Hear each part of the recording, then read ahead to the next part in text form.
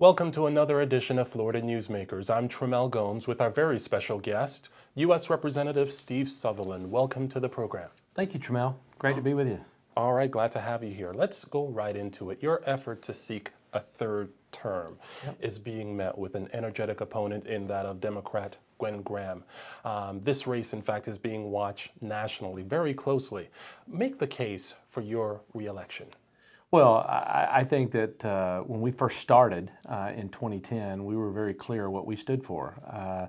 We believe that going forward that we've got to empower individuals, empower families, empower small businesses, and the federal government does have limits, and so I don't believe in a government-centered society. I believe in a society where individuals make decisions that they feel are in their best interest, and so we're seeing in Washington right now many circumstances where the right hand doesn't know what the left hand's doing.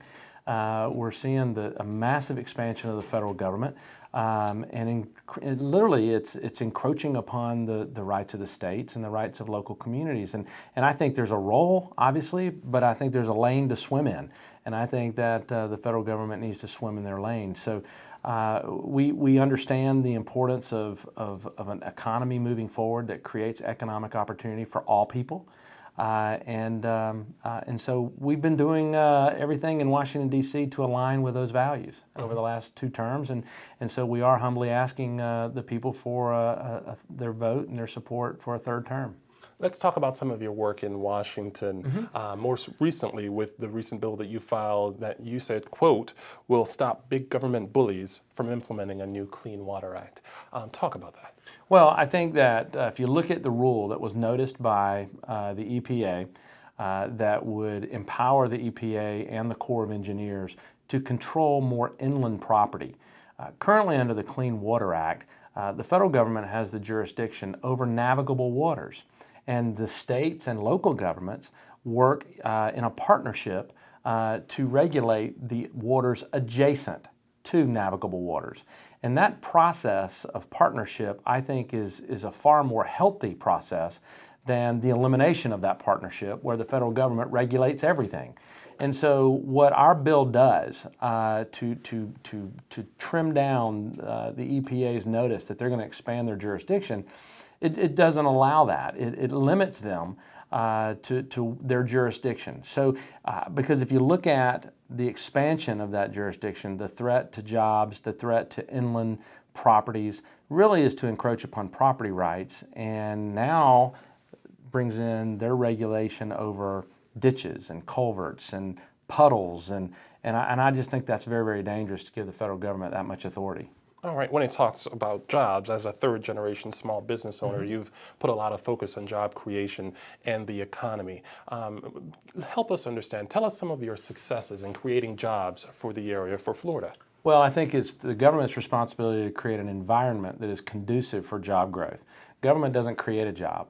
Government creates an environment that is conducive for job creators.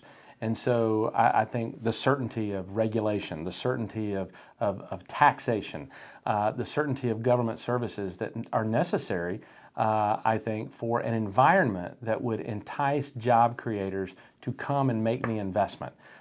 It is the job creators, the investors, the hardworking men and women in small businesses, in mom and pops on Main Street America, out of their homes perhaps, or out of a garage apartment, to where those are the ones that really are driving the economy. Over 80% of our economy is small business.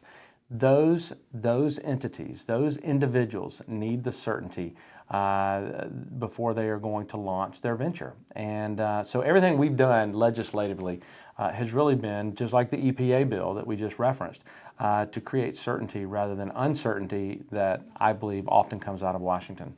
Medicaid expansion, should Florida take the federal money? If not, why not? Well, I think that where is that money coming from? That money is coming from a program that currently I think is already at a breaking point, and that is the Medicare dollars. If you look at Medicare and the money that has been taken out of Medicare to expand Medicaid, we're talking about $750 million billion dollars out of Medicare to expand Medicaid at a time where you've got 10,000 seniors a day going into Medicare, going into Social Security. And what's happening? Well, the New England Journal of Medicine has said that in the next 6 years, there's going to be a shortage of 93,000 physicians because they've so cut the Medicare reimbursement dollars to providers that hospitals are closing, nursing home providers are closing, and I don't know if you can expand Medicaid at the expense of Medicare, a program that is working and a program that's already serving so many Americans. So I just don't think that's the answer. Mm-hmm. All right. As we see new attack ads hit the airwaves, what would you like voters to know about you and your opponent going into this election? Well, the attack ads are oftentimes very silly. Trying to paint me as someone who flies on my own plane up to D.C. and obviously I don't own a plane, and I do fly to D.C. each week typically on Delta.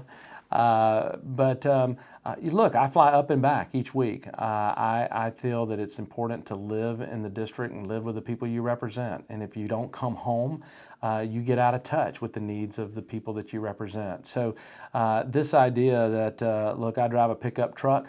One of the ads is very silly. It shows me, in front of a Bentley, I think.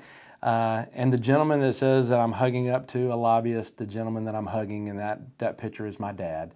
And so I think you get into the silliness of a campaign.